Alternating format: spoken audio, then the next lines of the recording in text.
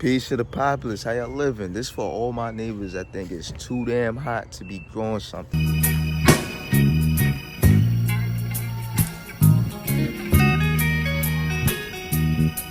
I hope this message resonates with you and gets you back active and outside and growing so your health can get to glowing. Let's get to it to get through it. Best time to plant a tree was 10 years ago. But word to this jackfruit, I planted this in the ground about 3 years ago, maybe 4. And in total, it's about 5 years old. Just saying. The second best time to plant a tree is today. And when you go outside of growing a tree, it's far way less time. Have things that have vegetative growth, your veggie fruits, your herbs, flowers, way less time. So the seed you don't plant today will never give you harvest because you never planted the shit. It may be too hot to grow things directly in the sun, but that does not mean that it is not a great time to grow anything.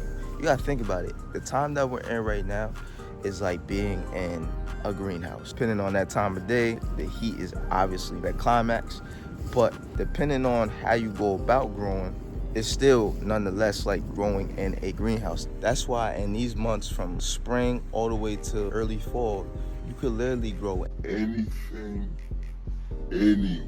When it comes to your plants that are more on the vegetative sides, like your arugulas, romaine lettuce, stuff of that nature, it is too hot to have them growing directly in the sun, let alone sprouting the seeds in the sun. So this is where you utilize shadier areas. Pick out the area in your yard gets the least amount of sun, especially in peak hours. I mean, peak hours tend to be from anywhere from 10 to 2 o'clock, maybe 3, depending on where you at. Now, when it comes to sprouting a lot of these things, you could plant them indoors first and then bring them outdoors, or again, find your shadiest spot. I like to sprout my things under trees. I got a whole ton of moringa that is more than ready to get transplanted. I got some sugar cane right here. We got ginger growing.